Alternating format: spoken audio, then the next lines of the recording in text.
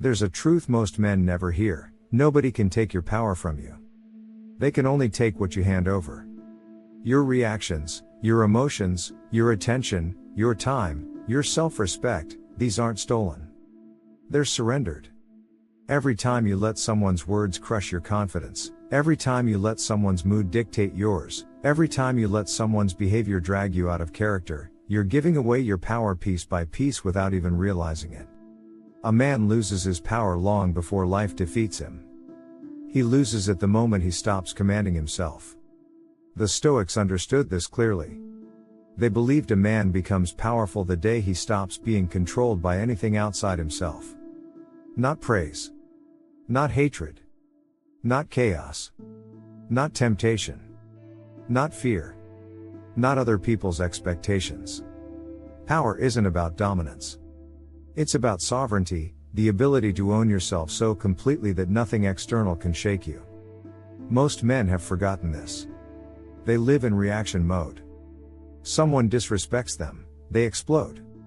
Someone ignores them, they panic. Someone disagrees, they become defensive.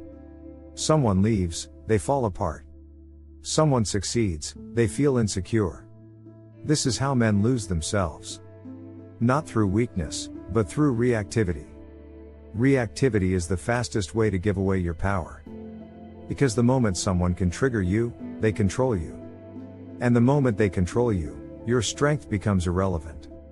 The Stoics mastered this by understanding that power comes from internal command, not external validation. You stop giving your power away when you stop needing others to behave a certain way for you to remain centered. People don't destabilize you. Your attachment to their approval does. People don't break you. Your dependence on their presence does. People don't control you. Your emotional impulsiveness does. A Stoic stays powerful because he refuses to negotiate his self-respect. He doesn't let insults rewrite his identity. He doesn't let rejection define his value. He doesn't let chaos pull him into emotional storms. He doesn't let disrespect make him disrespectful in return. He holds the frame, no matter who tries to pull it from him. And one of the biggest ways men give away their power is through over-explaining.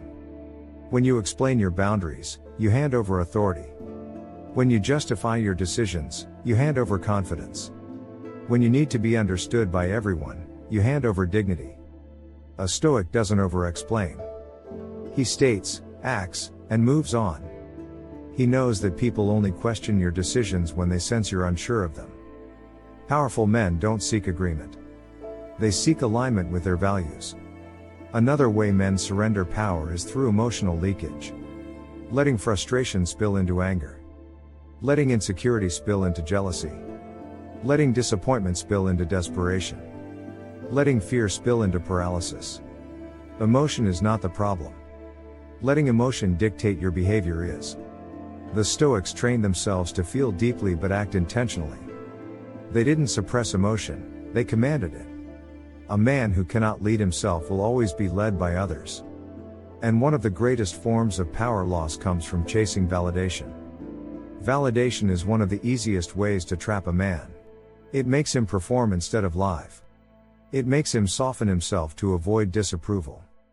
It makes him tolerate disrespect to avoid abandonment. It makes him betray himself to earn acceptance. Giving your power away begins the moment someone else's opinion becomes more important than your own principles. The Stoics avoided this by anchoring their worth internally. They built their identity on character, not applause. On discipline, not popularity. On inner alignment, not external comfort. A powerful man doesn't ask, "Do they approve of me?" He asks, "Do my actions match my values?" Another way men give away power is by chasing people who are walking away. When you run after someone who doesn't value you, you hand them your self-respect like currency. A Stoic doesn't chase. Not because he's cold. But because he knows that anyone who requires him to abandon himself isn't worth keeping. Your power grows every time you choose distance over disrespect.